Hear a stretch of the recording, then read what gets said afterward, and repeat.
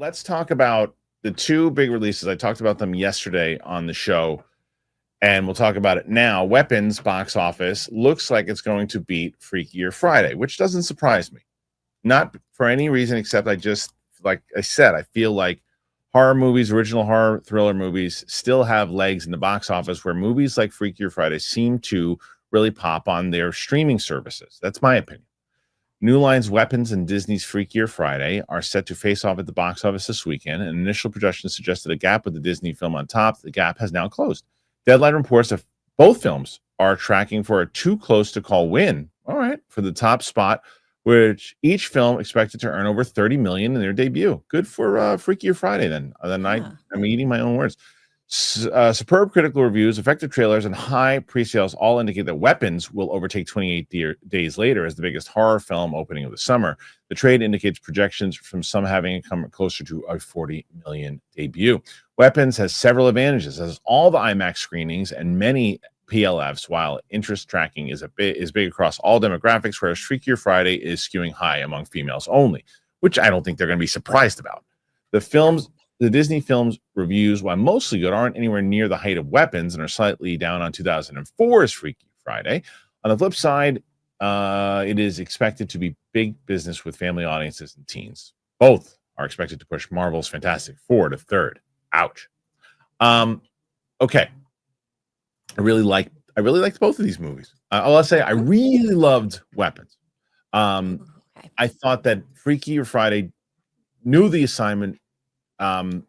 Was definitely going towards their target audience, hoping to get their target audience and their target audience's children into the theater to build off that nostalgia and go and see that and have some fun. And it feels like a streaming movie to me, a very highly produced streaming movie. That's what I was wondering. Yes, it feels like a streaming movie. But that being said, with those projections, if I'm Disney and I'm projecting even getting close to the number one spot, I'm happy right now. Oh, absolutely. Yeah. Are you interested in Freakier Friday? Because I know Weapons, I'll tell you, I think that you'd be able to handle Weapons. Really? Yes. It's okay. The way that there is an extremely violent scene and it's fairly graphic. But it really is more like to me, this guy is playing like a R-rated Shyamalan. These like Barbarian. To me, Barbarian is a little creepier. There's creepy stuff going on in this movie, and it's bizarre and it's wacky. I enjoyed this one better than Barbarian, and I really enjoyed Barbarian. I just, like I said this yesterday on the show, I just feel like this guy really, Zach Cretton, I really think he loves making movies, and you can tell. Because you're pretty locked into this story. Do you know what the story is even about? Let's start to rave. Let's start to rave about Trade Coffee. You know how much I love Trade Coffee. So cold brew, you drink it year round, and the problem is you rely on grocery store concentrate on $6 cafe runs, mostly out of what, to me, I always thought it was convenience. But when Trade came, come on, cold brew at home, it's easy, and it tastes way better, and it costs less than buying out. Doesn't matter if it's summer travel, weddings, weekends. My routine, I've talked about it. It's all over the place. But my cold brew ritual, that is the only thing that I won't skip. Thanks to Trade. They have the cold brew beans. They're smooth. They're easy to prep. Whether you're brewing ahead for the week, filling my tumbler to take on the road, I can skip deliveries when I'm away.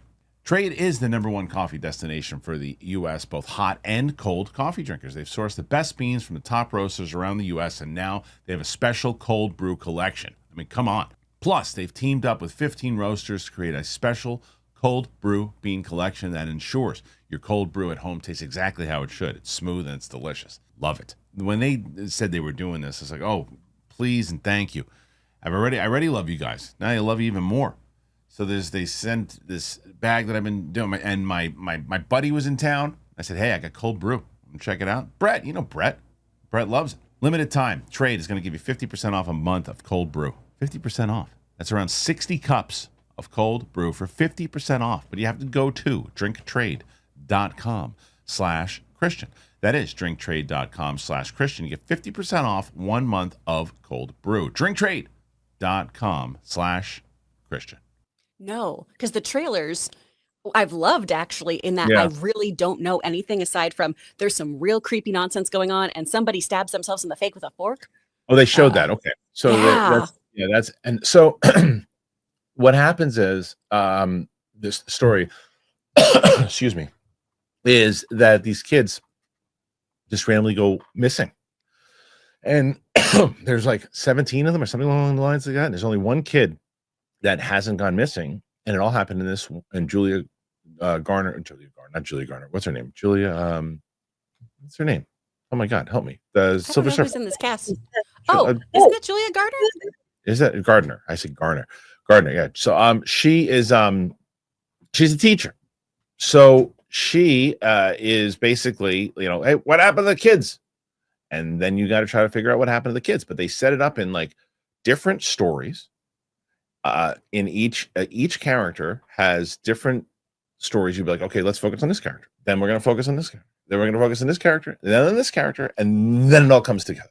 And you're like, okay, is it all going to come together? And the answer is resounding yes, it does. So, and by the end of it, even if you're creeped out by it, I think you're just like, no, I like the way he tells stories. I like the way he. So, I would be curious to hear what you be there. Like I said, is it what is it about the is it the violence that gets you, or is it just like being really creeped out and scared? It's typically the violence. The creeped out and scared I can usually deal with. Like psychological stuff I can usually handle. Yeah. And Logan's usually my canary in the coal mine of he'll go see something first and then do oh, you can't see this. And then we'll watch it on streaming sometimes. But yeah, there's two scenes that you probably Josh have Brolin to doing promos for it creeped me out. Just seeing the red carpet where he was posing with like that creepy child behind him. Ugh. Horror movies with kids also freak me the fuck out. Like, yeah, but the kids aren't. I'm with you on that. But the kids aren't really. There's two. If it's the violence, there are two scenes in particular. If I was there watching with you, I'd say you probably want to look away for like 30 seconds to a minute here. It's a weird thing too, where like stylized hyper violence, like The Boys, I typically can handle pretty well because it's so over the top, right? Or like Quentin Tarantino stuff because it's not even like it's Tarantino color blood, where it doesn't feel real. It's like slasher stuff that really messes me up, and body horror. Yeah, this isn't a slasher. These two scenes, but it's graphic. It's very graphic. And I'm like, yeah, do we need to do that? And I was like, I kind of understand why you did. I've become a massive fan of this guy. I think he's an incredible director. I think he's an incredible storyteller. So I would say that as the days have sat with me, it's probably one of my favorites of the year so far. For sure. And then Freakier Friday, it was exactly what I thought it would be. And I was like, okay, do Jamie Lee Curtis and Lindsay Lohan still have chemistry? They do. How are the new kids? They're fun. And I will tell you that Julia Butters, I think, is going to be a huge star. Like when she's like what, 15, 16 years old. I think that when you and I are older, she's going to be like the big thing. I think she's got that. Great. She was in Once Upon a Time in Hollywood. Wasn't she in The Fablemans too? Was she? She might have been. I think she's one of the kids for a second, yeah. She stands out in that Once Upon a Time in Hollywood. You're like, who's that kid? How did that kid just beat Leonardo DiCaprio in acting in that one? She stood out. When she wasn't allowed to see that movie. That's hilarious. Her parents were like, you can be in it, but you can't watch it. Good for them. Good parenting. Yeah.